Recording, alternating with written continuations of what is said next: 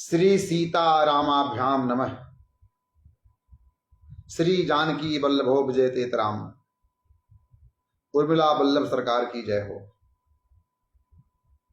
ओम श्री शांब शिवाय नमः।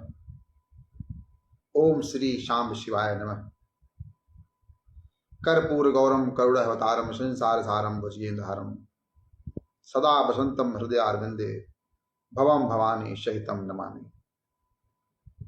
नमो राघवाय नमो लक्ष्मणाय। आज देवशयनी एकादशी है। एकादशी के पावन पर्व पे भगवान श्री लक्ष्मण जी के माता उर्मिला जी के मंदिर स्थल पे प्रातः काल लक्ष्मण प्राणदाता श्री हनुमान जी महाराज की वंदना हुई। श्री सुंदरकांड का पाठ हुआ। सायंकाल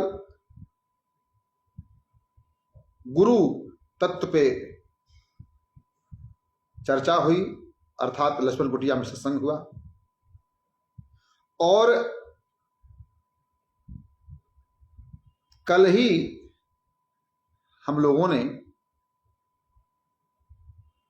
दोहावली का पाठ पूर्ण किया था। अब 10 जुलाई को गुरु पूर्णिमा है और गुरु पूर्णिमा के तदुपरांत श्रावण मास प्रारंभ है। देवशयनी एकादशी से लेकर के देव उठनी एकादशी तक परमात्मा 4 मास के लिए अब शयन करेंगे। मैं भी व्यक्तिगत रूप से संकल्प लिया हूं कि गोस्वामी तुलसीदास जी महाराज द्वारा रचित 12 ग्रंथों का पाठ करूंगा। तो श्री रामचरितमानस जी का नवाह पुराण के माध्यम से पाठ हमने विगत 6-7 महीना पहले किया था, जो इसी श्री लक्ष्मण पीठ सेवान्यास के पेज पर उपलब्ध है। अभी विगत मास से हम लोगों ने द्वितीय ग्रंथ के रूप में दोहावली का पाठ किया है। वह भी कल पूर्ण हुआ है।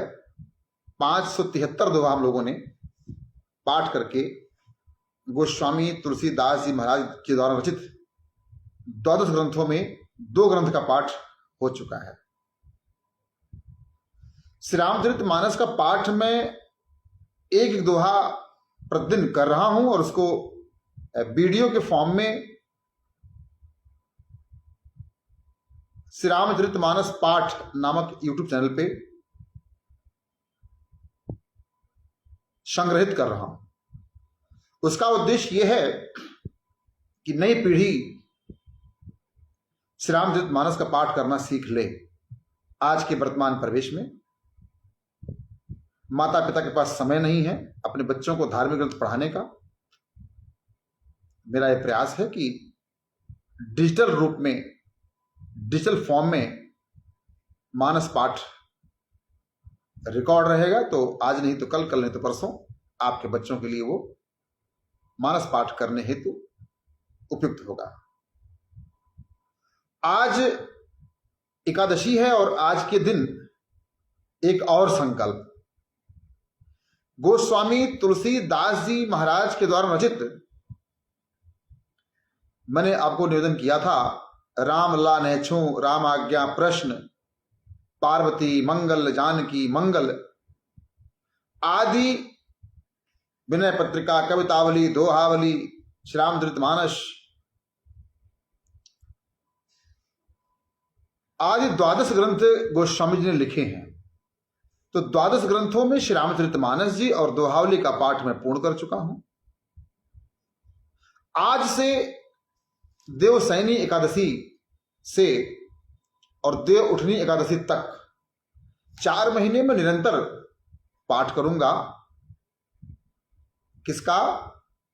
गोस्वामी तुलसीदास जी महाराज के द्वारा रचित 12 ग्रंथों का। तो आज से गोस्वामी जी के द्वारा रचित पार्वती मंगल, एक बार पुनः सुने, पार्वती मंगल, हां, पार्वती मंगल नामक ग्रंथ गोस्वामी जी ने लिखा है, उसका मैं पाठ करूंगा। पार्वती मंगल ग्रंथ में गोस्वामी तुलसीदास जी महाराज ने माता गौरी शंकर जी के पावन विवाह का वर्णन किया है। जिस प्रकार श्री रामचरितमानस में जानकी जी के मंगल विवाह का वर्णन किया है गोस्वामी जी ने, जिस प्रकार जानकी मंगल नामक ग्रंथ में जानकी जी के विवाह का वर्णन किया है, उसी प्रकार से गोस्वामी तुलसीदास जी महाराज ने पार्वती मंगल नामक एक ग्रंथ लिखा है। उस ग्रंथ में गोस्वामी जी ने देवाधिदेव भगवान शंकर के द्वारा जगदम्बा पार्वती के पाणी ग्रहण संस्कार का काव्यमय एवं रसमय चित्रण प्रस्तुत किया है। भगवान लक्ष्मी नारायण, सीताराम जी महाराज, राधा कृष्ण, रुक्मिणी कृष्ण, इन सभी देवी देवताओं की तरह भगवान शंकर जी का विवाह माता गौरी से हुआ है। तो पार्वती जी ने भगवान शिव से विवाह करने के लिए कितना कठोर तपस्या किया, कितना अधिक उनके तपस्या में व्यवधान उत्पन्न किया गया, बारंबार उनकी परीक्षा ली गई, सप्त ऋषियों के द्वारा उन्हें भटकाने का प्रयास किया गया, लेकिन गुरु आज्ञा का पालन करते हुए माता पार्वती ने कठोर तपस्या किया और भगवान शिव को वो अंतः प्राप्त की। तो जानकी मंगल में माता जानकी जी के विवाह का वर्णन और पार्वती मंगल में कैसे मां ने तपस्या किया, कठोर तपस्या किया, कैसे लोगों ने उनके तपस्या में बाधाएं उत्पन्न किया, कैसे मां ने भगवान शिव से विवाह करने के लिए परीक्षा दी और उस परीक्षा में उत्तीर्ण हुई, आदि विषयों पे बड़ा ही काव्यमय और रसमय वर्णन गोस्वामी जी ने पार्वती मंगल के रूप में किया है। तो हम आज से पार्वती मंगल का पाठ आप सभी प्रियजनों के लिए करेंगे। और 12 ग्रंथों में 2 ग्रंथ का पाठ हो चुका है, श्री रामचरितमानस जी और दोहावली जी। तो आज से तृतीय ग्रंथ पार्वती मंगल का पाठ मैं प्रारंभ करूंगा। तो यह पाठ हमारे अपने प्रिय लोगों के लिए है, जो भी राम जी को भजते हैं, जो भी कृष्ण जी को भजते हैं, जो भी शिव जी को भजते हैं, जो भी मां जगत जननी जगदम्बा को भजते हैं, जो भी सनातन संस्कृत से प्रेम करते हैं उनके लिए है। और जो नहीं करते हैं वो यदि चाहते हैं कि उनकी घर वापसी हो, वह पुनः सनातन धर्म स्वीकार करें, तो उनके लिए भी है। मुझे कोई किसी से बैर नहीं है। आप राम के हैं तो मेरे काम के हैं, और आप राम के नहीं है तो मेरे लिए किसी काम के नहीं है।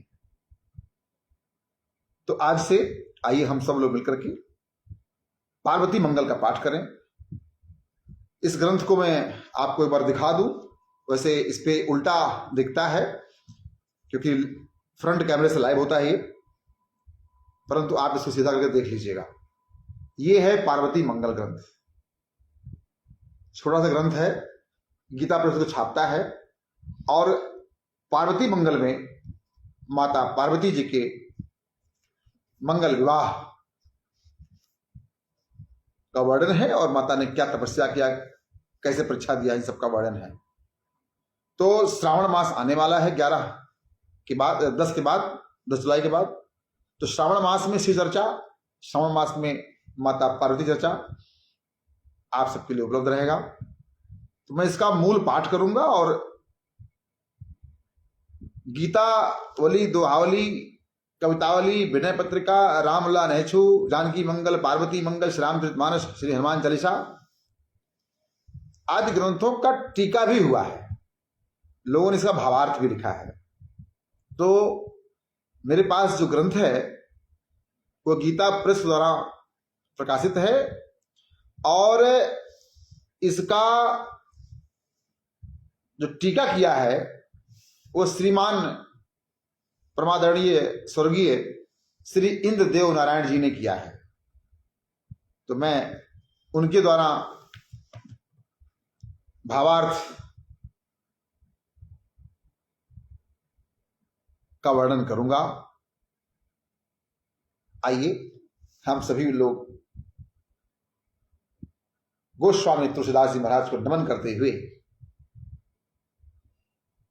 गुरु पूर्णिमा भी 10 जुलाई को है, तो अपने गुरुदेव को नमन करते हुए पार्वती मंगल का पाठ करें। श्री सीतानाथ समारंभाम श्री रामानंदार्य मध्यमाम अस्मदाचार्य पर्यंताम वंदे श्री गुरु परंपराम। गोस्वामी तुलसीदास जी महाराज की जय हो, आप सभी की जय हो। श्री हरि पार्वती मंगल। बिनहि बिनहि गुरहि गुनि गनहि गिरहि गणनाथहि हृदय आन सिय राम धरे धनु भाथहि। गावों गौर गिरीश विवाह सुहावन पाप नसावन पावन मुनि मन भावन। गुरु की, गुणी लोगों की, विज्ञजनों की, पर्वतराज हिमांचल की और गणेश जी की वंदना करके फिर जानकी जी और भाथे सहित धनुष धारण करने वाले श्री रामचंद्र जी को स्मरण कर श्री पार्वती और कैलाशपति महादेव जी के मनोहर पापनाशक अंतःकरण को पवित्र करने वाले और मुनियों की भी मन को रुचकर लगने वाले विवाह का गान करता हूं। ऐसा गोस्वामी जी ने निवेदन किया है। विनय गुरहि गुनि गनहि गिरहि गणनाथहि हृदय आन सिय राम धरे धनु भाथहि। गावों गौर गिरीश विवाह सुहावन पाप नसावन पावन मुनि मन भावन। मुनियों को भाने वाले, पाप का नाश करने वाले भगवान श्री रामचंद्र जी का भजन करने वाले भगवान शिव, माता पार्वती जी, गणेश जी महाराज, सरस्वती मैया, पर्वतराज और समस्त विज्ञ जनों को प्रणाम करते हुए गोस्वामी जी कहते हैं कि मैं सबको रुचिकर लगने वाले शिव पार्वती विवाह का गान करता हूं। कबित रीत नहीं जानो कभी न कहाओ शंकर चरित सुसरित मन ही अनवाओ। पर अपवाद विवाद विदूषित बानी पावन करो सो गाय भवेश भवानी। मैं काव्य की शैलियों को नहीं जानता, वो समझ कहते हैं कवित रीत नहीं जानो कभी न कहावो और ना कभी कहलाता हूं। मैं तो केवल शिव जी के चरित्र रूपी श्रेष्ठ नदी में मन को स्नान कराता हूं। शंकर चरित सुसरित मन ही अनवावों। पर अपवाद विवाद विदूषित बानी पावन करो सो गाय भवेश भवानी। और उसी प्रकार शंकर एवं पार्वती चरित्र का गान करने के कारण दूसरों की निंदा और वाद विवाद से मलिन हुई वाणी से पवित्र करता हूं। तो गोस्वामी जी कहते हैं कि मैं भगवान शिव माता पार्वती के विवाह का वर्णन करने जा रहा हूं। मैं न तो कवि हूं, कवित विवेक एक नहीं मोरी, कवित विवेक एक नहीं मोरे, सत्य कहूं लिख कागज कोरे। गोस्वामी जी जब भी कुछ वर्णन करते हैं तो इस तरह का भाव रखते हैं कि मैं कुछ भी जानता नहीं हूं, बस अपने भाव प्रकट करता हूं और इससे लोग वाद विवाद उत्पन्न करेंगे, परंतु मेरा किसी के से वाद विवाद करने का भाव नहीं है। गोस्वामी जी ने अपने ग्रंथों की रचना स्वांतः सुखाय हेतु किया है। दास धीरेन्द्र वशिष्ठ भी स्वांतः सुखाय हेतु पार्वती मंगल का गान करने का प्रयास कर रहा है। जय संवत फागुन सुदी पांचै गुरु छिनु, अश्विन बिरचौ मंगल सुनि सुख छिनु छिनु। जय नामक संवत के फागुन मास की शुक्ला पंचमी बृहस्पतिवार को अश्विनी नक्षत्र में मैंने इस मंगल विवाह की रचना की, जिसे सुनकर क्षण क्षण में सुख प्राप्त होता है। पार्वती मंगल की रचना उन्होंने कब किया, इसके विषय में उन्होंने वर्णन किया है और कहा है कि फागुन मास की शुक्ला पंचमी बृहस्पतिवार अश्विनी नक्षत्र में इस ग्रंथ का अर्थात पार्वती मंगल की रचना उन्होंने किया है। आगे लिखते हैं, गुण निधानु हिमवानु धर निधर धुर धनी, मैना तासु घर निघर त्रिभुवन तिय मणि। कहूं सुकृत के ही भांति सराही तिन कर, लीन जाई जग जननी जन्म जिनके घर। मंगल खानी भवानी प्रगट जब ते भई, तब ते रिधि सिद्धि संपत्ति गिरि गृह नित नहीं। माता पार्वती जी के विषय में गोस्वामी जी कहते हैं कि पर्वतों में शीर्ष स्थानीय गुणों की खान हिमवान पर्वत धन्य है, जिनके घर में त्रिलोकी की स्त्रियों में श्रेष्ठ मैना नामक पत्नी है। अब इस दोहा से हमें क्या ज्ञात हुआ कि हिमांचल राज की धर्म पत्नी का नाम क्या है, मैना जी। कहो उनके पुण्य की किस प्रकार बड़ाई की जाए, जिसके घर में जगत की माता पार्वती ने जन्म लिया है। बोलिए पार्वती मैया की जय। हिमांचल राज की अर्धांगिनी है मैना जी, उनके घर में माता पार्वती ने जो जगत की जगदम्बा हैं उन्होंने जन्म लिया है, तो उनके भाग्य की सराहना मैं क्या करूं, ऐसा गोस्वामी जी कहते हैं। जब से मंगलों की खान पार्वती जी प्रकट हुई हैं, तभी से हिमांचल जी घर में नित्य नवीन रिद्धि सिद्धि और संपत्ति निवास करने लगी है। नित्य नव सकल कल्याण मंगल मोदमय मुनिमान ही, ब्रह्मादि सुर नर नाग अति अनुराग भाग बखान ही। पितमात प्रिय परिवारु हर सही निरखि पाल ही लाल ही। सित पाख बाढ़ति चंद्रिका जनु चंद भूषण भाल ही। मुनिजन सब प्रकार के नित्य नवीन मंगल और आनंदमय उत्सव मनाते हैं। कहां पे, हिमांचल राज के घर में। क्यों? क्योंकि माता पार्वती जी उनके यहां प्रकट हुई हैं। ब्रह्मादि देवता मनुष्य एवं नाग अत्यंत प्रेम से हिमवान के सौभाग्य की गाथा गाते हैं। क्यों? क्योंकि जानकी जी, क्योंकि पार्वती जी हिमांचल राज के प्रकट हुई हैं।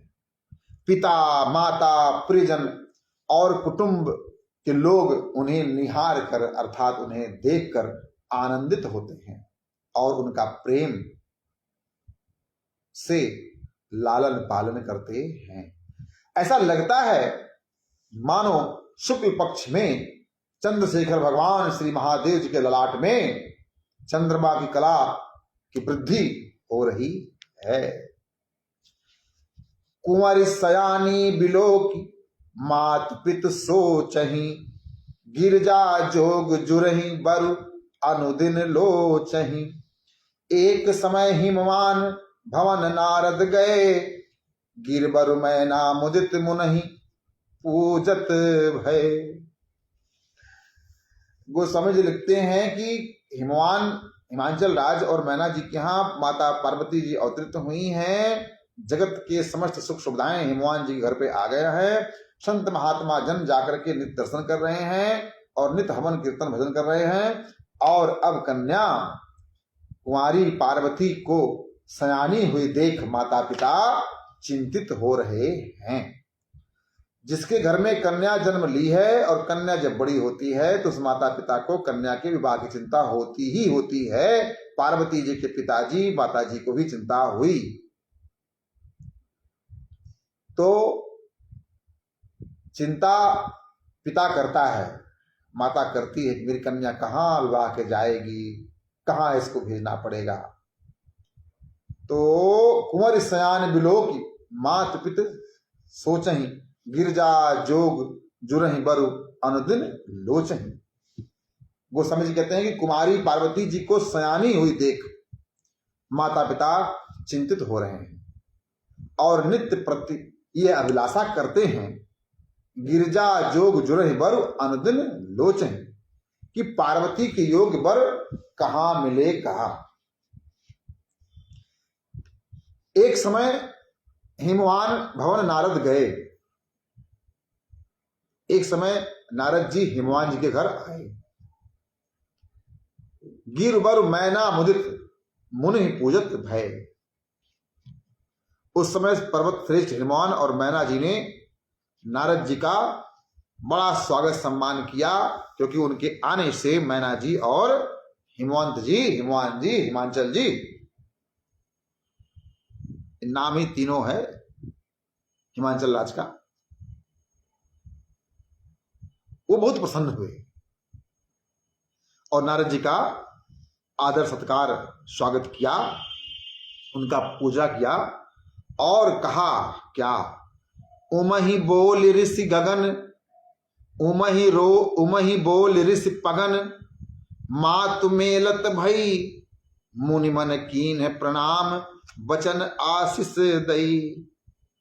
कुंवरी लाग पितु कांध ठाड़ी भई सोहई, रूप न जाई बखानी, जान जोई जो है। माता मैना ने पार्वती जी को बुलाया और कहा कि ऋषि के चरणों में प्रणाम करो, अर्थात पिटिया को बुलाया और भगवान नारद के चरणों में डाल दिया। और नारद जी ने मन ही मन पार्वती जी को प्रणाम किया और वचन से आशीर्वाद दिया। नारद जी जानते हैं कौन है, तो जगदम्बा है। तो नारद जी मन से प्रणाम कर रहे हैं और वचन से आशीर्वाद दे रहे हैं, क्योंकि माता पिता ने कहा किया, पार्वती जी को कहा ये भगवान हैं, ऋषि हैं, संत हैं, इन्हें प्रणाम करो देवी। उस समय पिता हिमवान के कंधे से सट कर खड़ी हुई कुमारी पार्वती जी बड़ा शोभायान दिख रही थी। उनके स्वरूप का कोई वर्णन नहीं कर सकता, उसे जिसने देखा वही जान सकता है। गोस्वामी जी यहां मां के स्वरूप का वर्णन नहीं कर रहे हैं, कह रहे जो देखा वो जान सकता है, और मां के स्वरूप का वर्णन पुत्र क्या करे, ये मर्यादा भी नहीं कहती। अति स्नेह सति भाई पाए परिपुनि पुनि, कह मैना मृद वचन सुनिए बिनती मुनि। तुम त्रिभुवन तिहु काल विचार विशारद, पार्वती अनुरूप कहीं बरु नारद। अत्यंत प्रेम और सच्ची श्रद्धा से बार बार पैरों को पकड़कर मैना मैया ने कहा कि हे मुनिश्रेष्ठ, हमारी विनती सुनिए। आप तीनों लोकों में, तीनों कालों में बड़े ही विचार कुशल हैं, अतः हे नारद जी, आप पार्वती जी के अनुरूप कोई वर बतलाइए। माता पिता को चिंता होती है, जब भी संत महात्मा जाते हैं मिलते हैं तो कहते बस बस बस सरकार आप आए, कृपा हुई सरकार, हमारी कन्या के विवाह ये तो कोई उचित वर बताइए। हम भी जहां भी जाते हैं तो जिनकी कन्या विवाह योग्य हो गई है उसके लिए वर की चिंता करते हुए हमसे भी लोग बात कहते हैं। तो ये मेरा निज अनुभव भी है।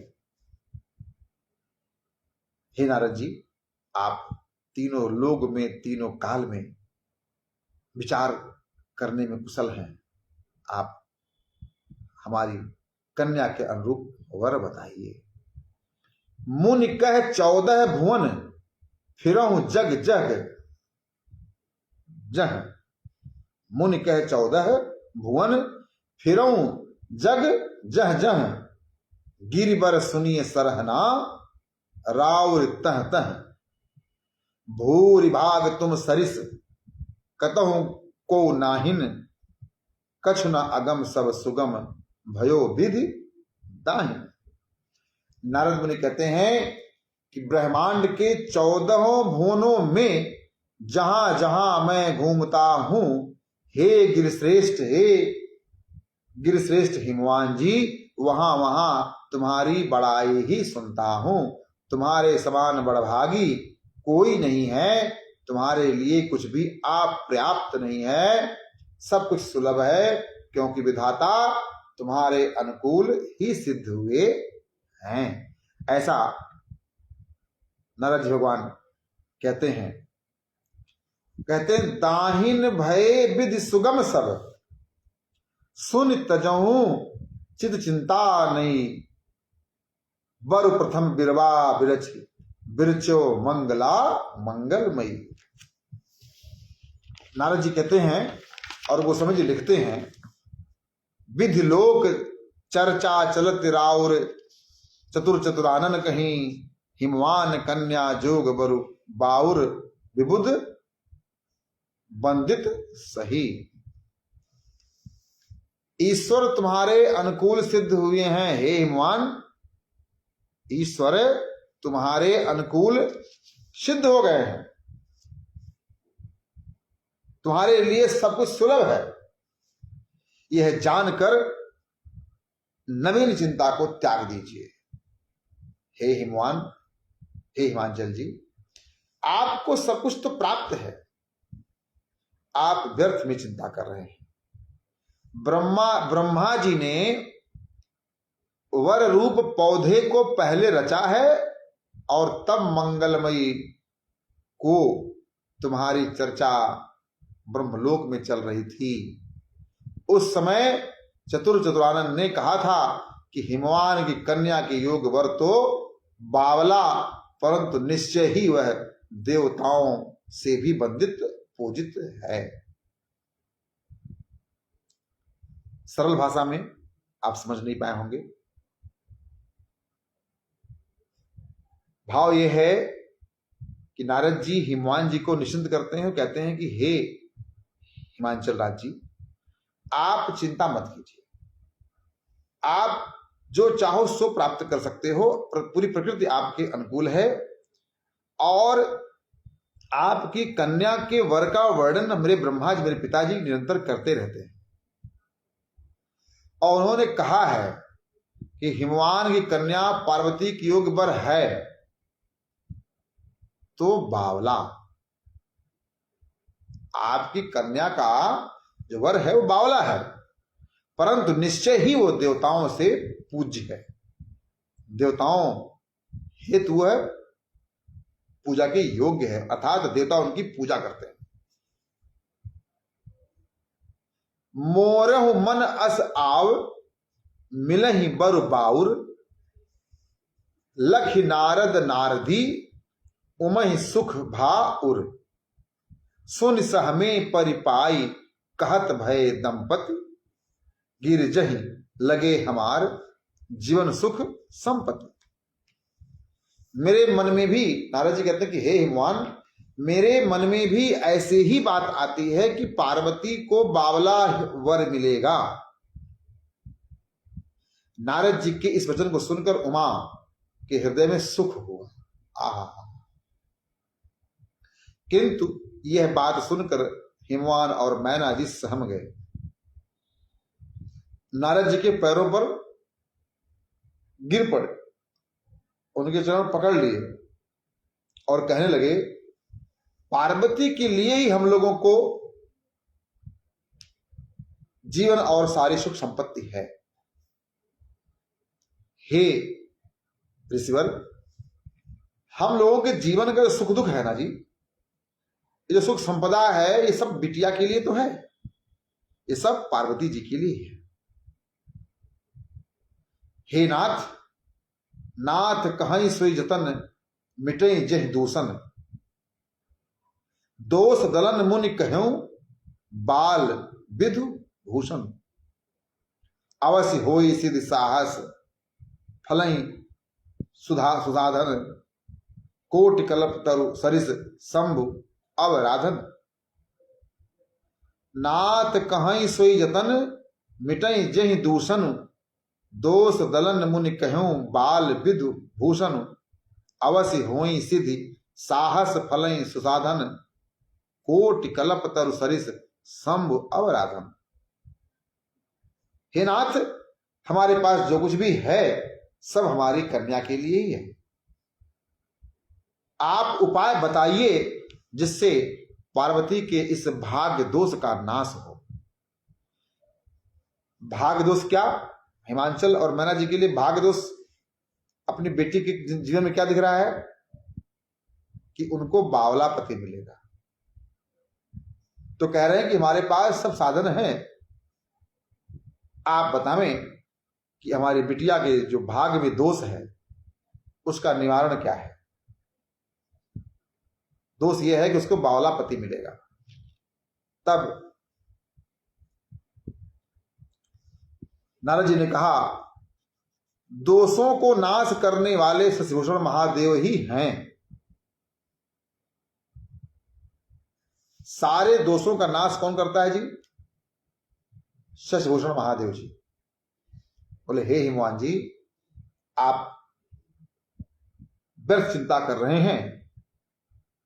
जो दोष है ना, ये सारे दोष शशिभूषण महादेव जी ही नाश करते हैं और वही हैं जो समस्त दोषों का नाश कर सकते हैं। उनकी कृपा से सफलता अवश्य प्राप्त होगी। साहस दृढ़ता से ही श्रेष्ठ साधन भी सफल हो जाते हैं। शिव जी की आराधना करोड़ों कल्प वृक्ष के समान है। कोटि कल्प तरु सरिस शंभु अवराधन। नारद जी कहते हैं कि हे हिमवान जी, ये जो आपके कन्या के भाग्य दोष है ना, ये सारे दोष शिव जी की आराधना से समाप्त हो जाएंगे, क्योंकि शिव जी सारे दोषों का नाश करने वाले हैं। तुम्हारे आश्रम अबहि ईसु तप साधहि, कहिए उमहि मनु लाय जाय अवराधनि। हे हिमवान जी, आपके आश्रम अर्थात कैलाश में महादेव जी अभी तप साधन कर रहे हैं। आप पार्वती से कहो कि जाकर मनोयोग पूर्वक शिव जी की आराधना करे। कही उपाय दंपतहि मुदित मुनिवर गए, अति शनेह पितुमात उमहि सिखवत भय। ऐसा कह के नारद जी चले गए और हेमंत जी,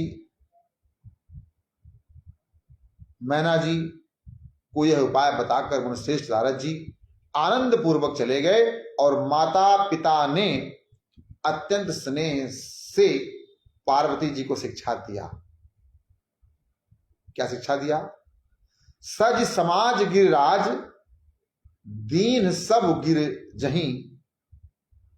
सज समाज गिरिराज, दीन सब गिर जहीं। वदति जननी जगदीश जुवति जान सिर जहि। जननी जनक उपदेश महेश ही सेवहि, अति आदर अनुराग भगति मनु भेवहि। पर्वतराज हिमांचल ने तपस्या की सारी सामग्री सजाकर पार्वती जी को दे दी। माता कहने लगी कि ईश्वर स्त्रियों को न रचे, क्योंकि इन्हें सदैव पराधीन रहना पड़ता है।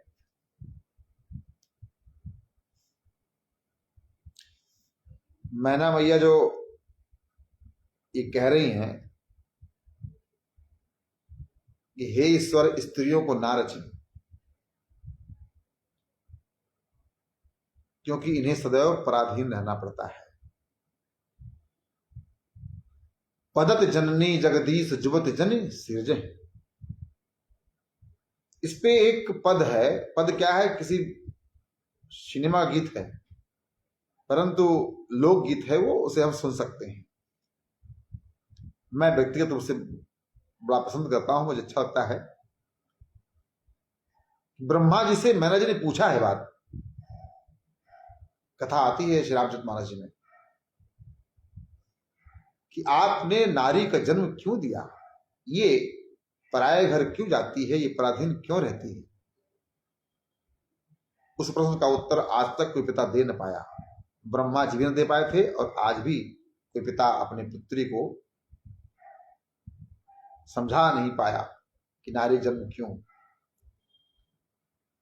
काहे को ब्याही विदेश।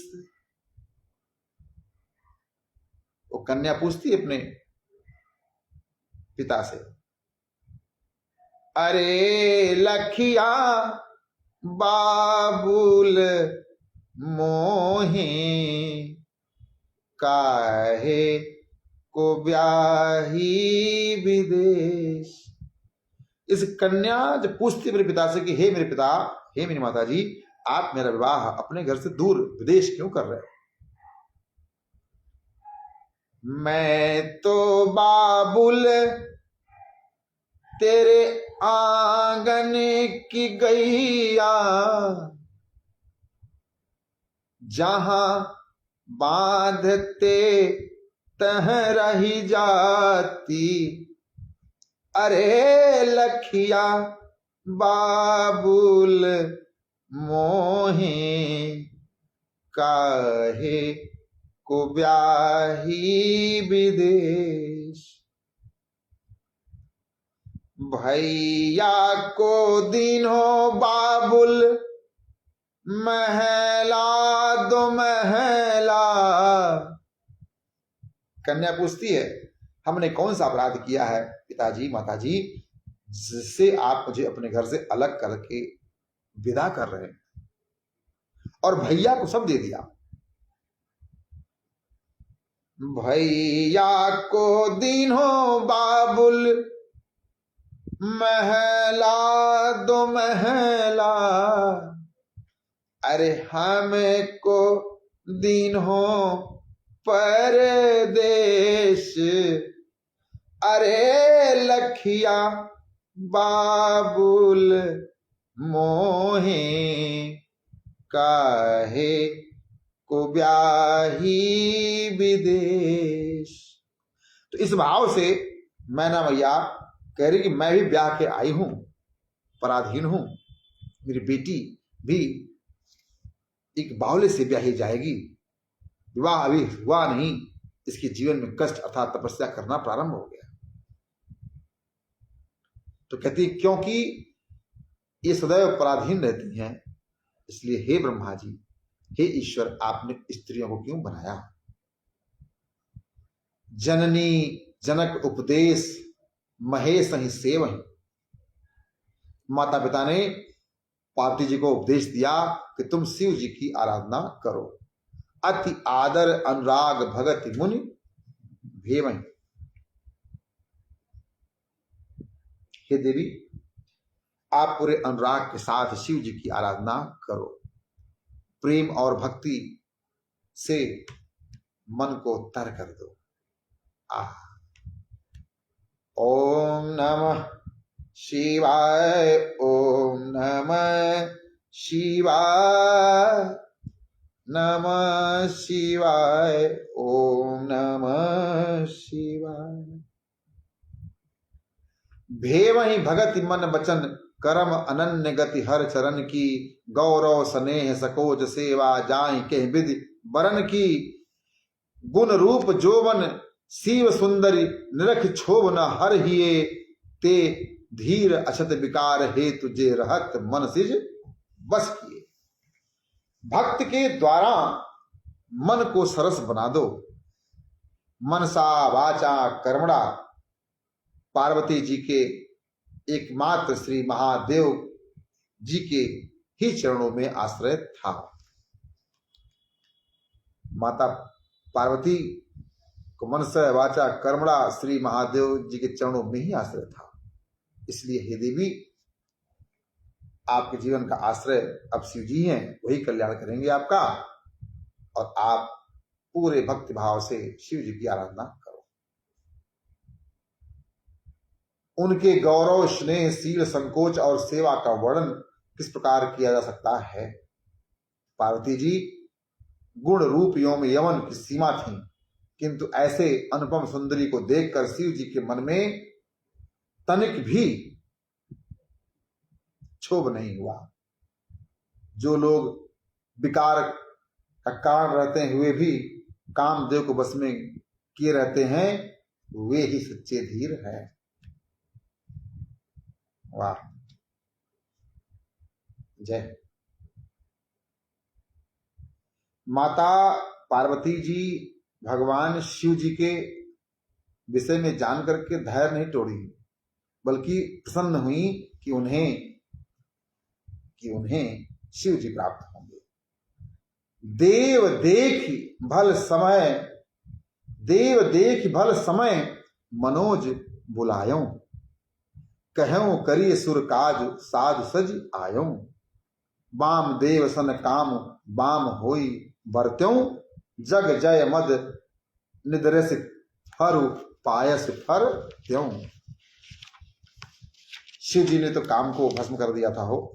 देवताओं ने अनुकूल अवसर देखकर कामदेव को बुलाया और कहा कि आप देवताओं का काम कीजिए।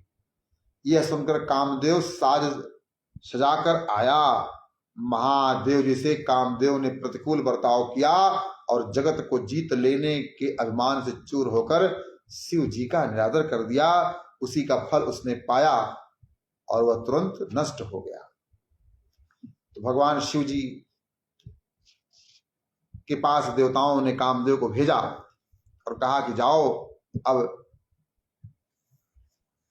इनके हृदय में काम भाव जागृत करो, इनकी समाधि को तोड़ो। तो आज हम लोगों ने पार्वती मंगल का पाठ किया है और आज यहीं तक पाठ करेंगे। हाँ, प्रतिदिन हम लोग पाठ करेंगे लगभग 1 घंटा। तो पार्वती मंगल का पाठ आज से प्रारंभ हुआ है। आप सब पार्वती मंगल ग्रंथ खरीदिए। इसकी रचना गोस्वामी जी ने किया है और इसका मूल्य हमें लगता है 10 से या 12 रुपए होगा, मैक्सिमम होगा 15 रुपए होगा। इसे खरीदिए और माता पार्वती जी के, भगवान शिव के विवाह प्रसंग को पढ़िए। श्रावण मास आने वाला है, आपको आनंद आएगा, आप पर बहुत कृपा होगी। और इसमें लिखा कि इसके पाठ से समस्त पापों का नाश होता है। आपके जीवन का जो कुछ भी पाप कर्म है वह क्षय होगा। इसलिए आप पार्वती मंगल का पाठ कीजिए। और मैं तो आप सभी हेतु कह सकता हूं, क्योंकि आप मेरे अपने हैं। वैसे मैं स्वांतः सुख के लिए इसका पाठ कर रहा हूं। तो बोली पार्वती मैया की जय हो, हिमाचल राज की जय हो, मैना मैया की जय हो। बड़े सौभाग्यशाली हैं जहां पे जिस घर में माता पार्वती प्रकट हुई हैं। भगवान शिव, श्याम सदाशिव की जय हो, आप सबकी जय हो। तो हम लोग पुनः इसकी आय का पाठ करेंगे। तब तक के लिए जय सिया राम, सादर प्रणाम, शुभ रात्रि।